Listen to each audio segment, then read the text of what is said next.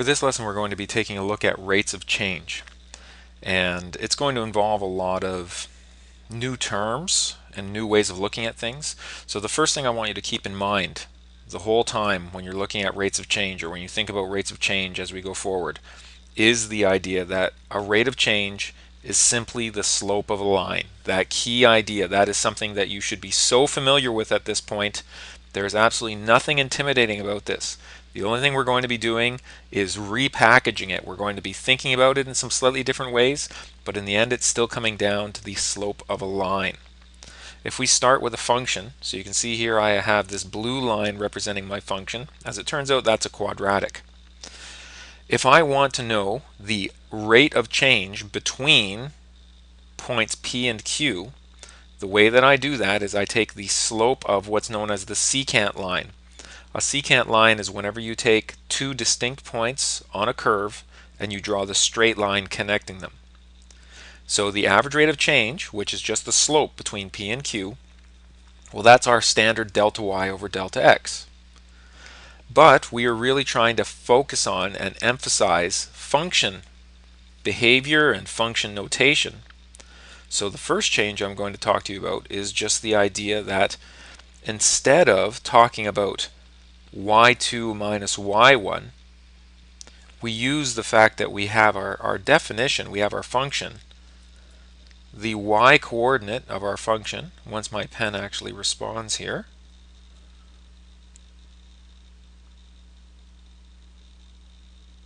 I'm going to keep writing, there we go, okay. The y coordinate of our function is based on the y coordinate of our graph is based on the value of the function for any particular input x. So that means that if I want to know what is this y value at point P, so y1, well, that's the value of our function at that particular x value, at x1. If I want to know what is y2, that is the value of the function at x2. So this use of the function notation is certainly nothing new. And so instead of our points P and Q being x1, y1, we can instead write that as x1, comma, f of x1, x2, comma, f of x2. And then that changes our slope definition from y2 minus y1.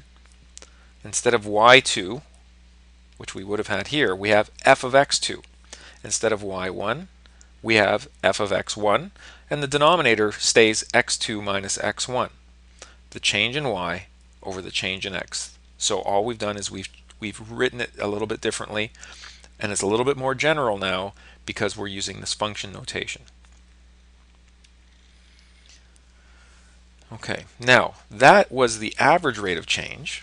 There's another rate of change that we're actually more interested in, which is known as the instantaneous rate of change. How is this function changing at a particular point, rather than looking at how the function is changing on average between these 2 points. And just going back to this for a moment, so what is the function doing between these 2 points? Well, if we talked about intervals of increase or decrease, we would say that this function is increasing, and of course it's increasing this whole time I've got it drawn here, so it's certainly increasing between those 2 points. If this slope is positive, that means the function is increasing. If this slope is steep, that means it's increasing rapidly. And if this slope were shallow, for example, if I took a secant line down here, then that would mean that it was increasing slowly. So the idea of rate of change just tells you how is the function changing. Rate of change. How is the function changing? What is the rate at which the change is occurring? So as I was saying, an instantaneous rate of change is when we want to know, well, okay, let me find out exactly how the function is changing at that exact moment or that exact point along its curve. Now it turns out that this is probably something that's a little bit more familiar to you, which is actually the idea of a tangent line. And yet how to figure out a tangent line is something we really haven't learned how to do, and we won't learn how to do a complete job of that until the calculus course. So for now, what we end up having to do is we know what it is that we want. We want the tangent line at a particular point. But the way that we achieve this for the time being is we actually approximate a tangent using an average rate of change. But rather than doing an average rate of change over a long distance like this, okay, so that we can take an average rate of change between any 2 points, what we're going to try is a strategy where we actually take the average rate of change at points that are very close to the point of interest. And the closer I get to that point of interest, the closer I'm going to get to a tangent line for that particular point. And eventually, looking ahead, once we get to calculus, we will learn the mathematical methods that allow us to actually come up with an exact value, the actual value of the slope of the tangent line. But that's looking ahead, so we're not there yet. So in order to do this now, what we are going to do is we're going to look at very small intervals near the point of interest. And there's a few ways we can construct an interval. The first way is something called a preceding interval. And in a preceding interval, I use a point before the point of interest, meaning I use an x value. If this is the x value a, then I choose a value to the left of a. So it's to the left on the number line. If I choose a value that's large to the left, so let's say I put a point here, well, obviously the line that I create that's associated with that line is going to be, well, there's a secant line. That line does not look like this tangent line. But if I get closer,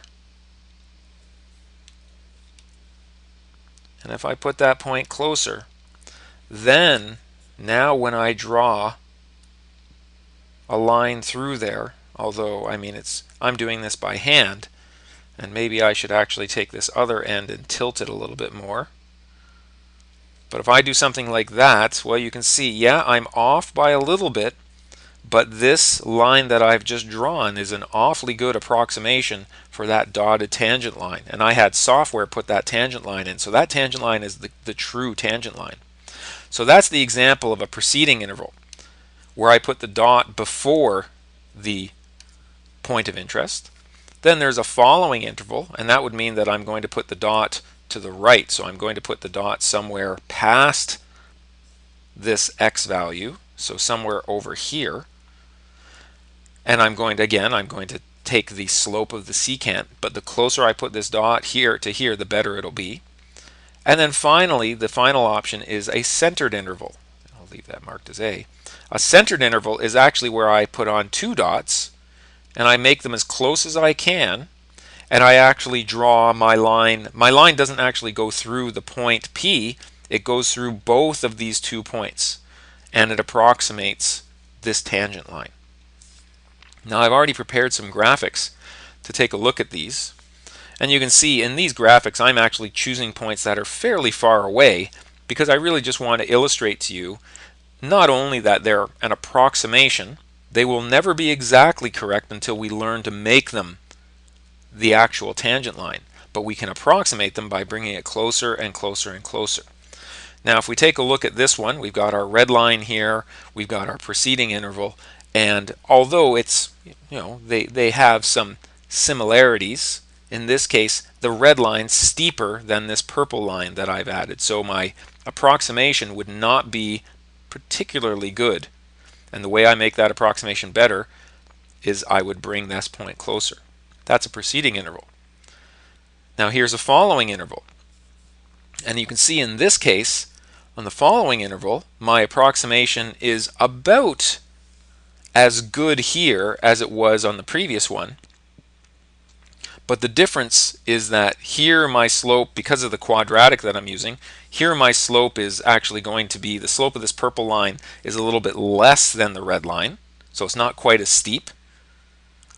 On the following interval, again, this is because I'm using a quadratic, so the following point is at a steeper point, so now my line is even steeper.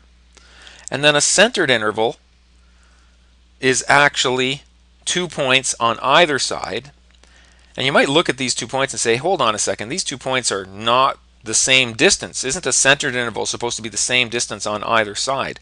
And it is, because when we talk about the same distance, what we are talking about is the same distance along the x, and each of these is h. So this one I went backwards by h, and this one I went forwards by h, and this is my a value. So here I have a plus h, and here I have a minus h, and this width is actually the same on either side.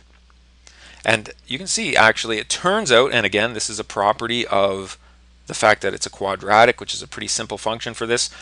This one turns out to be, especially for how wide apart these points are, this is the best estimate of them all. But a lot of that has to do with just the function I'm using. It's very simple. In general, if you put your points this far away, your approximation is going to be mediocre at best. The way you get a good approximation is to bring things in much more tightly. Now I'm going to use another example to really exaggerate that.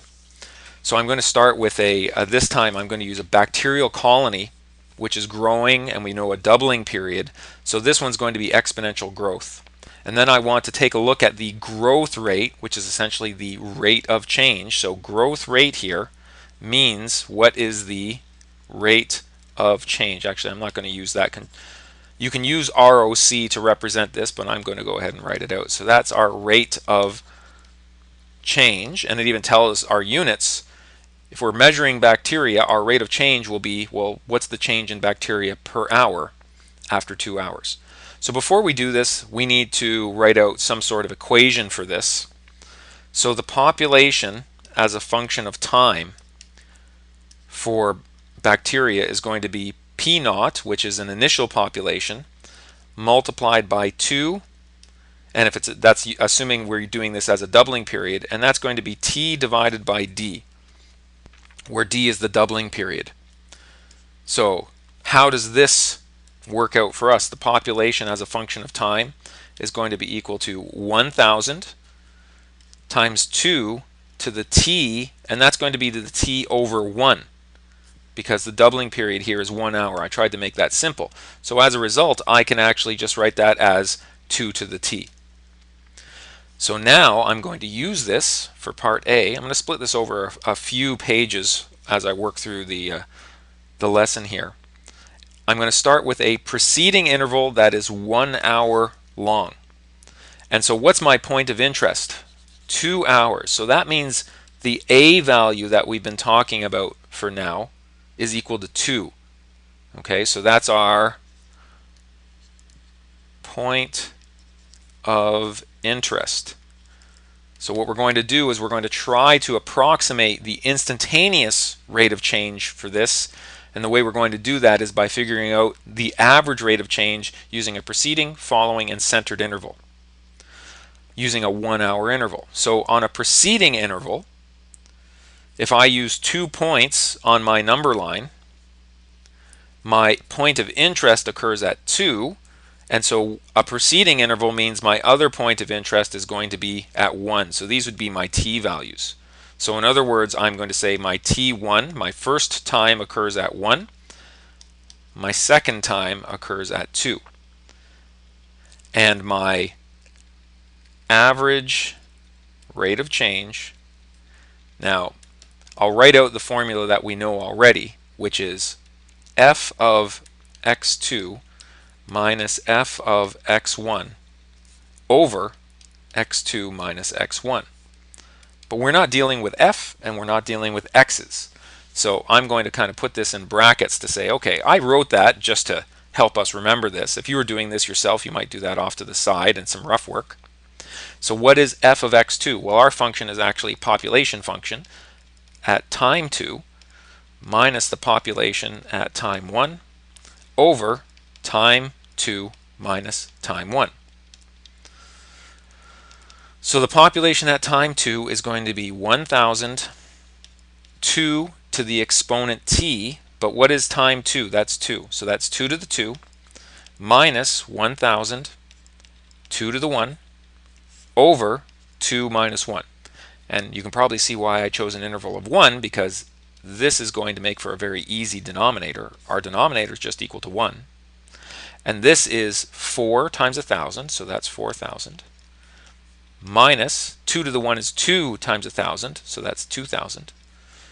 And I end up with 4,000 minus 2,000 is equal to 2,000. And just to remind you again, normally we don't write our units here. We would put our units in our concluding statement. Well, you know what, I'll just go ahead and do a quick. Therefore,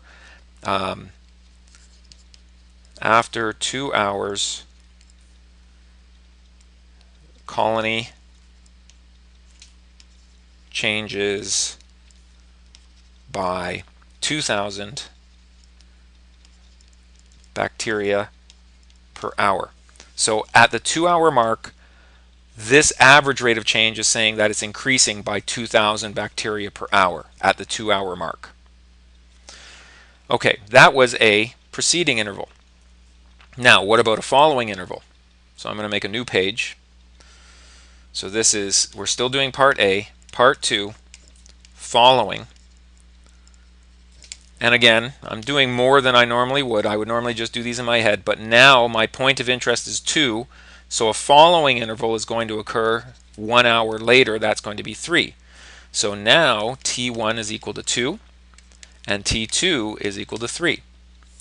And my average rate of change is going to be P at T2 minus P at T1 over T2 minus T1. P at T2, that's 1,000. 2 to the power, T2 is 3 this time, minus 1,000, 2 to the power 2, over, and again, this very nice, because I've chosen my interval to be 1 hour wide, 3 minus 2 is 1 hour. So the denominator is 1 once again, so I don't even need to acknowledge that. That's just 1. So all I need to do is look at the numerator. 2 to the 3 is 8, so this is 8,000. Minus 2 to the 2 is 4, so this is minus 4,000. And so I end up with a rate of change of 4,000. And just to remind you, I'm not going to write out the concluding statement this time. That is bacteria per hour.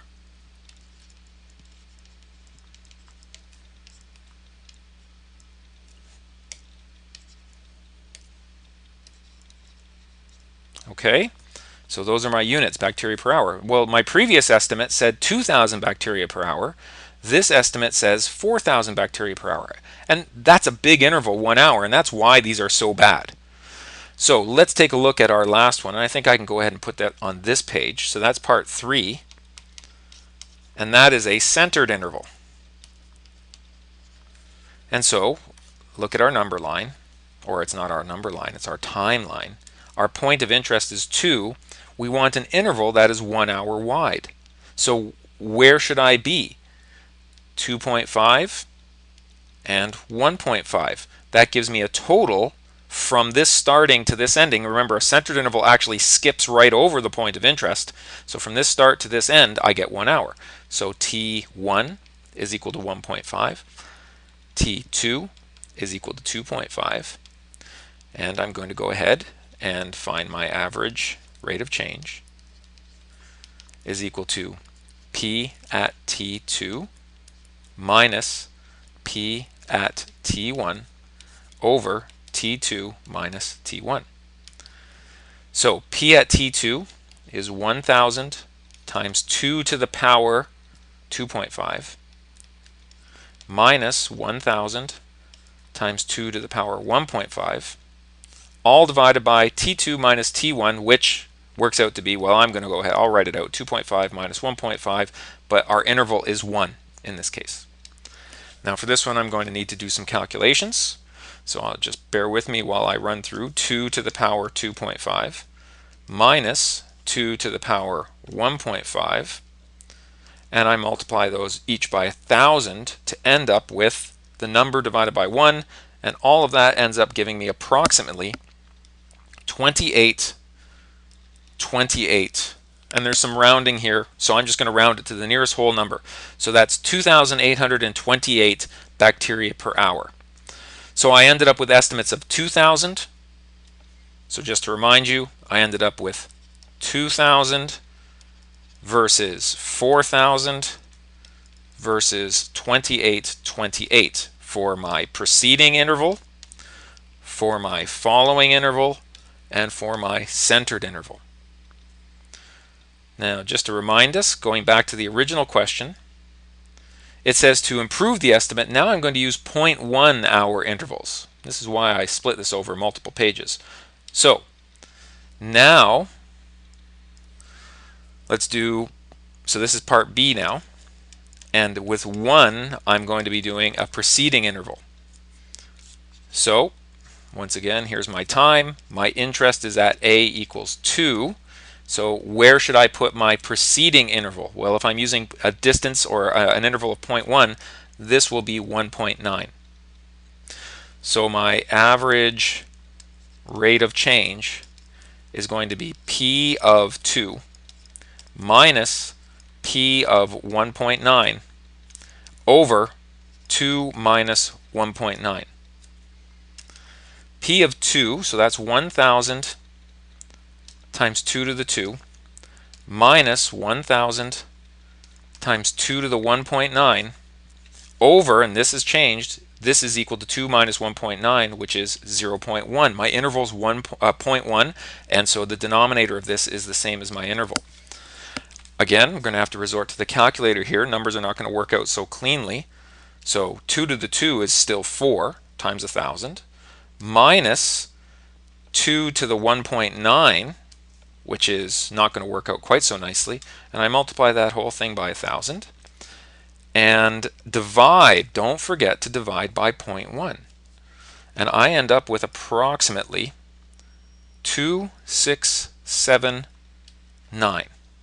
So I'm going to round that to the nearest whole number. So that was my preceding interval. So let's see again, I'm going to economize a little bit more on space here. I don't need to drag this out quite so much. So now, for my following interval, what's my number line going to look like? 2. So what's the next point going to be? If it's going to be an interval of 0.1, that's going to be 2.1. So go ahead and make use of that. I end up with my average rate of change is going to be equal to P of 2.1 minus P of 2 over 2.1 minus 2. P of 2.1, I could go straight to my calculator, I think, on this one, but I'm not going to do that. I'm going to write this out. 2 to the 2.1 minus 1,000, 2 to the 2 over 0.1. And I do 2 to the 2.1 minus 2 to the 2, which is easy enough to do. Multiply this whole thing by 1,000 and divide it by 0.1. And I end up with 2870. Nope, sorry, 2871 rounded properly. Well, that's a much closer for the preceding and the following interval. I actually ended up much closer to each other this time. And finally, I think I can fit it on this page. I'll do my centered interval now. And so on my centered interval, I want a center around 2, but I want an interval that's 0.1 wide. So this is going to be 2.05, and this is going to be 1.95. These centered intervals are the things that most often throw people off. And average rate of change is going to be P of 2.05 minus P of 1.95 over 2.05 minus 1.95. Once again, I end up with a denominator of 0.1. This one I'm just going to go ahead. I've done this enough times, so this is going to be 1,000 times 2 to the 2.05.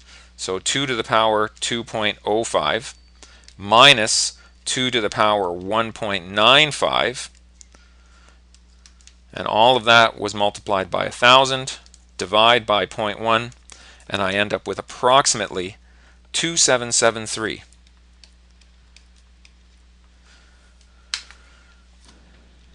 So we take a look at our three results here. What were they? The first one was 2679 versus 2871 versus 2773. these are all pretty close to each other. It looks like they're centered around. It looks like, so this was my preceding, following, and centered. It does look like the centered interval gave me the best result. You could do other things. You could take averages of these three things, that sort of thing. But if I continue to shrink this interval, I could get a better and better estimate. And I'm just going to finish up by doing that, which is I'm going to set, let's say, this is just extra. Here's my number line. Here's 2. And I'm going to set this to be 2.001. So that's a pretty small interval. So my average rate of change is going to be P at the following point, 2.001, minus P at 2 over 2.001. Oh, too many zeros there. Apologies. 2.001 minus 2. So what does that give me? And you know what? I'll write it out this one last time. 1,002 to the power 2.001 minus 1,002 to the 2 over, and my interval is 0.001. So that's a pretty small interval. And when I go ahead and run this through the calculator, 2 to the 2.001 minus 2 to the 2, I multiply that result by 1,000, and I divide that whole thing by 0.001, and I end up with an answer of approximately 2774. And that was using a following interval of a very small size. And notice, I speculated before that I thought this centered interval was giving me the best result. But now, and I would welcome you to go ahead and do this on your own, if you try doing the centered interval, the preceding interval, and I've already done the following interval calculation for this or an even smaller one, you can pick a smaller number here so long as your calculator can handle it. It looks like these are converging on 2774. Actually, it was 2773.5498. So it's converging somewhere around here. Okay, so that was an extra calculation I hadn't planned on doing, but I think it was worthwhile to do. So the way that we're doing this, it's called a difference quotient, this average rate of change. So what we're doing is we start at our point of interest, which I've been referring to as A, and I create a preceding point, a following point, or a centered point. Now it turns out we're going to be focusing on following points, and that's going to become clearer once we move on to calculus, because it turns out when we use a sufficiently small interval, it doesn't actually matter whether I use a preceding, centered, or following point. And so we have to pick one of them, and it turns out that the form of this is nicest, arguably nicest, with a following point. It certainly is the convention that calculus has adopted. So in general, I want you to think in terms of following points, but of course you need to be able to do all of these. So average rate of change is just a slope. If it's a following point, we take our point of interest and go a little bit past it. That's this h value. The h value is our interval. How far past do you want me to go?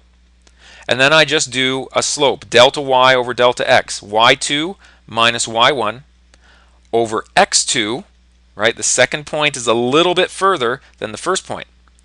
And writing it this way, the advantage of this is you can see a plus h minus a, which was just x2 minus x1, well, all of that reduces simply to h. And this form is one that we will pick up in the calculus course, and we will move forward with that form to see if we can take it the rest of the way and actually find a true technique for finding the instantaneous rate of change. All right, so just as a summary, if we want to find the if we want to estimate the instantaneous rate of change, we could do a bunch of preceding and following intervals with constant points of interest. And The reason why you might use this is particularly useful. Let's say if you have a table of values. You might not have the actual function. You might have the table of values, or you might have a graph that you can work from, but only some particularly good points. You can also do that with centered intervals. Again, with a table of values, that might be centered intervals. You have to have the interval consistent on both sides. So you won't always, your table of values might not always lend itself to centered intervals. But if your table of values is done at regular values, so what I mean is, for example, if your x's go -3, -2, -1, 0, 1, 2, 3, well, you can do centered intervals here because you can always choose symmetric points around your point of interest. But in general, we are going to use C, which is we're going to pick very small values of h, assuming we have the equation. So I'll put that in here. This assumes the equation. Okay, so let's get rid of that. It's kind of messy.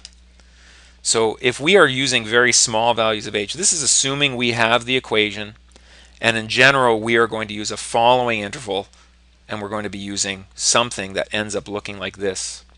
If you want to continue to use just the slope interpretation, that's just going to slow you down a little bit. Yeah, eventually, the goal is for you to get to the point where this comes very naturally to you, but it's not something you want to get to by memorizing. You want to work through this to the point where you yourself realize, oh, I understand this so well that I no longer need to write this part. I can go directly to this and I won't lose my way. If you write this and you've forgotten why you're writing it, or how to go backwards, or where these things came from, it's too soon. So start with the slope interpretation and then move forward from there. Okay, and that's it for this lesson on rate of change, average rate of change, which is kind of the concept we start with. Instantaneous rate of change is by far the more important and more interesting goal that we are working towards.